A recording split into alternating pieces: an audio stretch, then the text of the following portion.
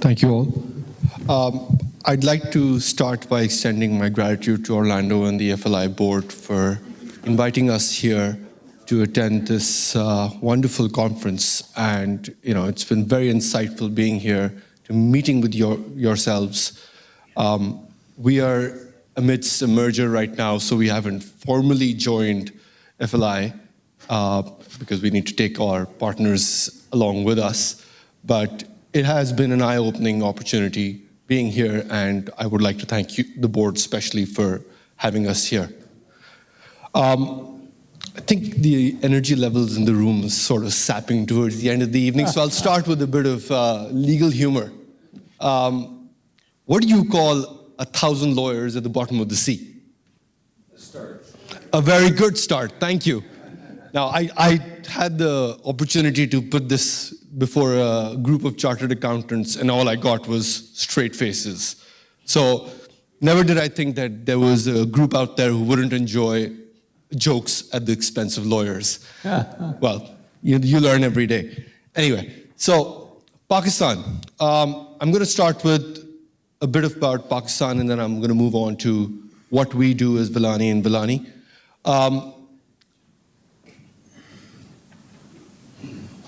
So, one of the key talking points of Pakistan in the recent past have been the China-Pakistan economic corridor. CPEC is the beginning of what China calls the One Belt, One Road initiative, and Pakistan sits right at the heart of it. So from the southwest of Pakistan, that's where CPEC takes its roots, and then it moves into that One Belt, One Road initiative moving into Central Asia. So the One Belt, One Road project that China has announced is valued at about $190 billion. And as you can see, Pakistan sits at about $54 billion out of that. So we take a big portion of it because that's where the story starts. So based on this, what we are seeing is a lot of traction and a lot of interest in Pakistan. The importance of Pakistan can no longer be understated, because we are not only becoming a player of importance in South Asia, but now it's extending into all of Asia, including Central Asia, and with time into the Far East.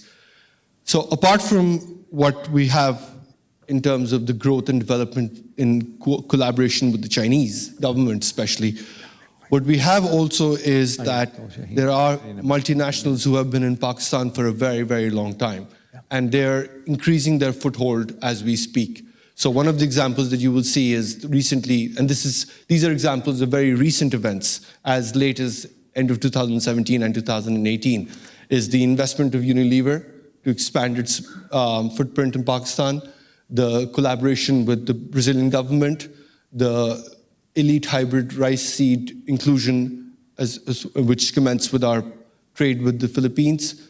And to complement all of this, what we are expecting is a 6% growth in our GDP, which is phenomenal. Over and above what we are currently seeing, the Pakistan stock market has been a wonder. So investors from all over the world have seen almost 17 to 18% annualized return over the last 5 years, with us being the top-rated stock market in 2017.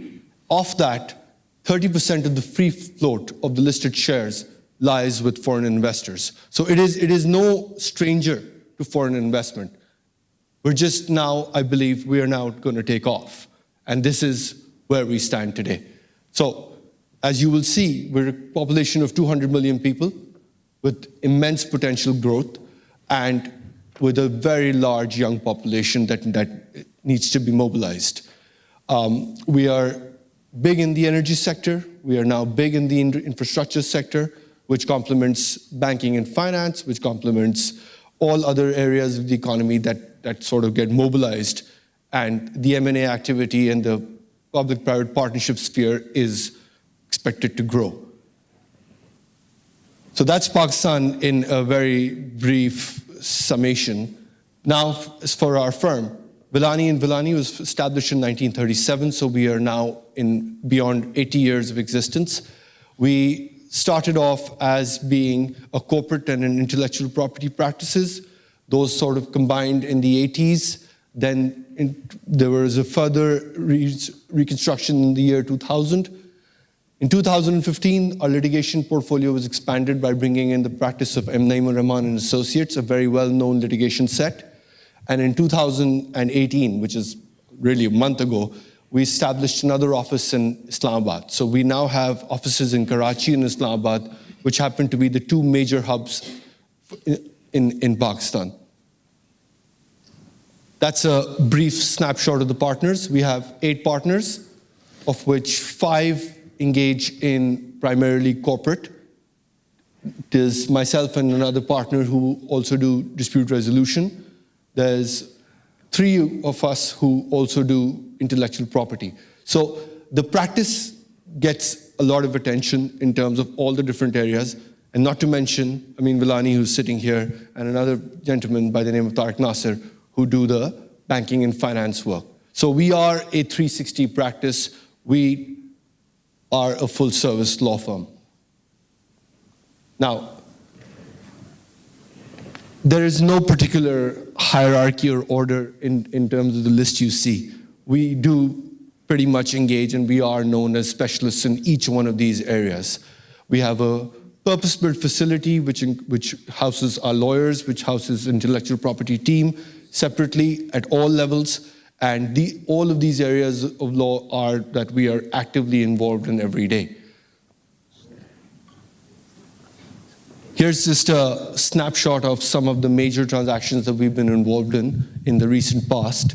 As you can see that there's 2 buybacks, or 3, well, it's two very significant buybacks in the Pakistan market involving 2 major foreign clients.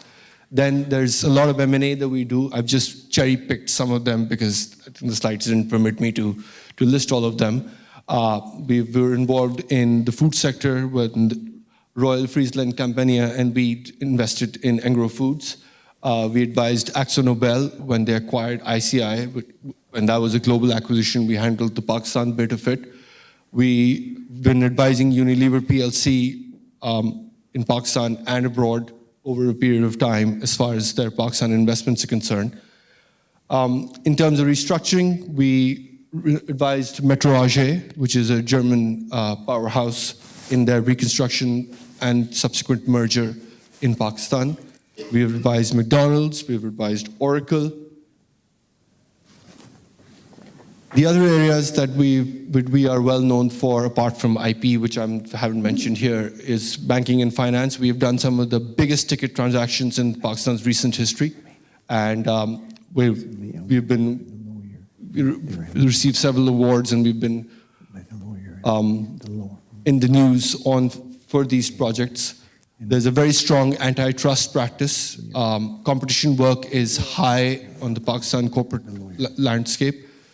The competition authority is very proactive, and the thresholds are not very high, so there's a lot of competition work that comes through.